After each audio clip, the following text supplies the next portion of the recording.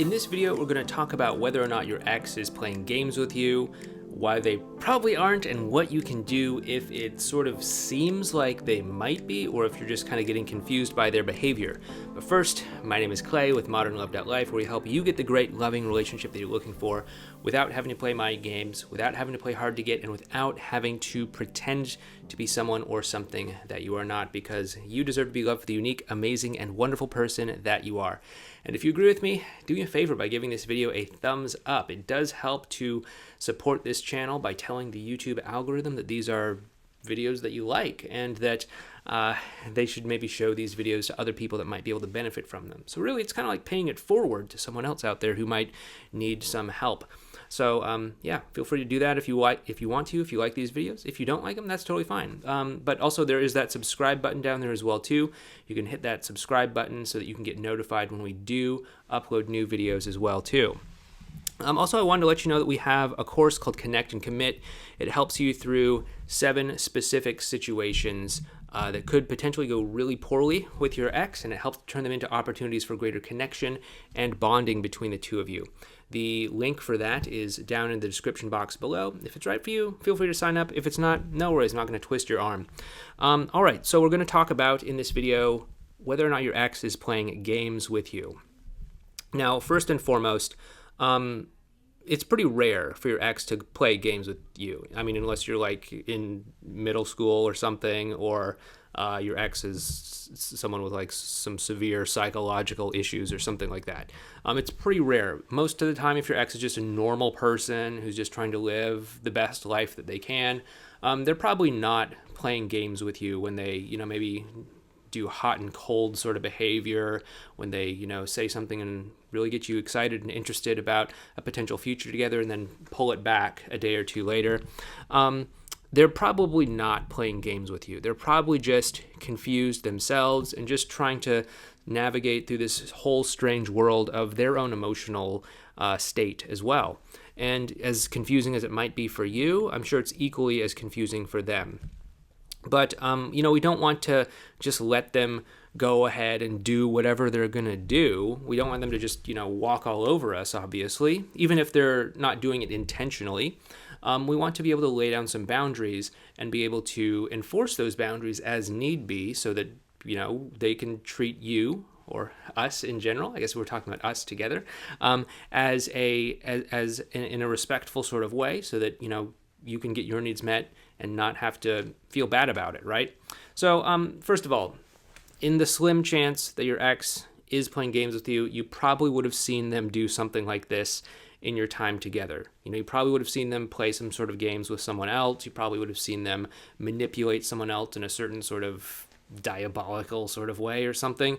But if they weren't that way when you were together and they were just a normal person just trying to live the best life that they could, chances are they're probably still a normal person just trying to live the best life that they can. And they're not playing games with you. They're probably just confused or being motivated by other sorts of things, okay?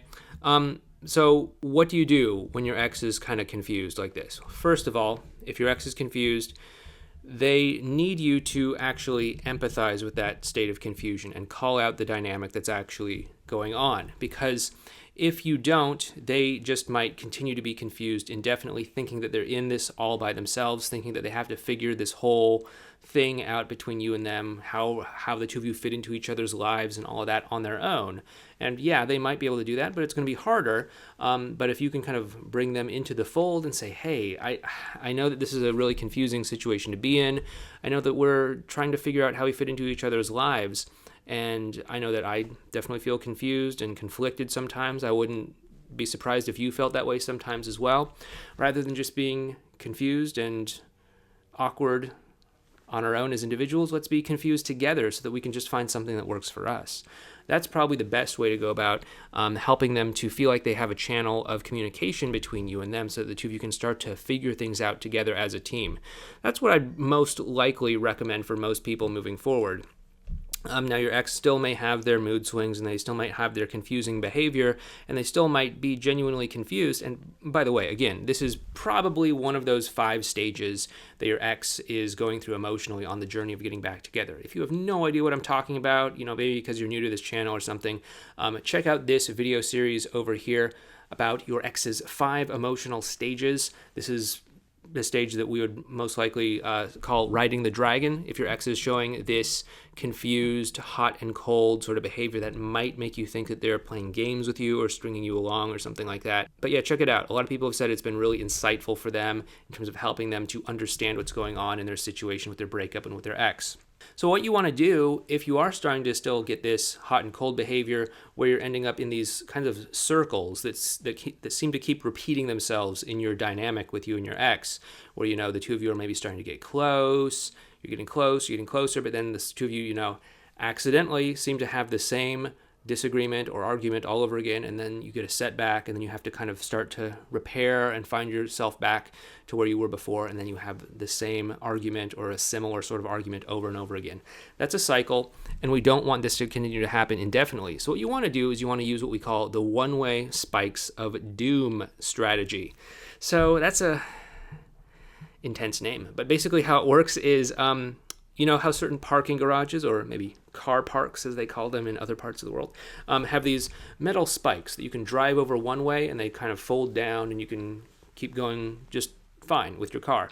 But if you go over them the wrong way, if you go over them backwards, or if you go in the wrong entryway or something like that, they're not going to go down, and you will proceed to have your tires punctured and regret going that way.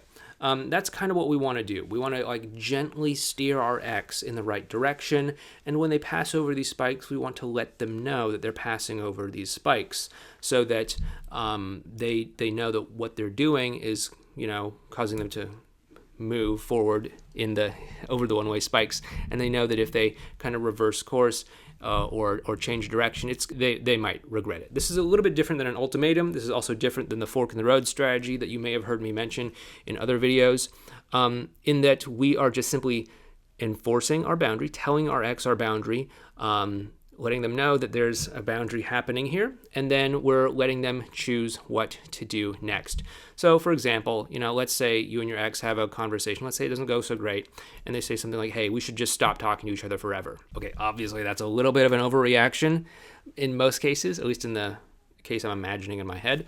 It's a little bit of an overreaction. And so what you want to do is you want to check in with your ex before they drive over the one-way spikes of doom and say, okay, are you sure you really want us to never talk again? And you're just checking in with them, right? Maybe they just said something in the heat of the moment, and they're suddenly starting to realize, okay, maybe that isn't what I truly want, and maybe I need to cool it down a little bit. Great. If that happens, excellent. If they still are nope, I think we should never talk to each other again, then what you want to do is you say, okay, if that's really what you want to do, I can respect that. At the same time, I still do like connecting with you emotionally. So, do you really just want to not talk ever again? And if they say, yep, then okay, they're driving over the spikes again. And then at that point we have to say, okay, well then I guess this is the last time we're going to talk. And then you can just say okay, if you ever have a change of heart, let me know. I'm still at a place where I would like to stay connected to you if you're open to it, but if you really feel strongly against it, then I'm totally fine with that. And then you can just kind of let them feel the weight of the consequence of their choice. And I know it feels like, okay, I'm letting them go, I'm giving them up in this totally hypothetical situation, but that's not necessarily true, especially if the two of you have an emotional connection to begin with. Now, if they're just overreacting or something like that, they may just need a couple of days to cool off or something like that before they realize, oh, wow, I opened my mouth and bit off more than I can chew. In which case, okay, we've kind of left the door open by building a golden bridge that they can come back over. By the way, golden bridge is another technique. By building a golden bridge that they can come back over if they realize that that they maybe said some things that they weren't really prepared to follow through on in the heat of the moment. But basically, we are allowing them, by checking in with them along the process, to say, okay, this is what's happening. Are you sure you want to do this? Are you sure you want to do this? Are you sure you want to do this? And we're letting them feel the weight of the consequence of the choices that they're making. That's really what the one-way spikes of doom is about. And, as they are kind of going over those spikes in a direction that we don't want, we do want to build golden bridges so that they can come back to us without necessarily looking like they're losing face or risking rejection or embarrassment or shame or something like that. So anyway, that's what I'd recommend that you do if your ex is seemingly playing games with you. Chances are they probably aren't, but I'd recommend you use one-way spikes of doom. Okay, so anyway, once again, if you want to help us out, support this channel, please make sure you hit that thumbs up button so that someone else gets a chance to see these videos instead of the mind game videos that I'm sure you probably had to watch before you found me. Anyway, thank you so much. Please feel free to subscribe to the channel as well too, so that you can get notifications on your newsfeed when we post new videos. And again, if you are curious about that Connect and Commit course, it is down in the description box below. If it's right for you, feel free to sign up. If not, no worries.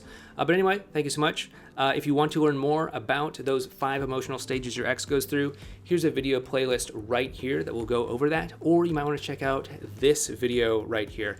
But thank you so much. Hope you have a great day, and I'll talk to you in the next video.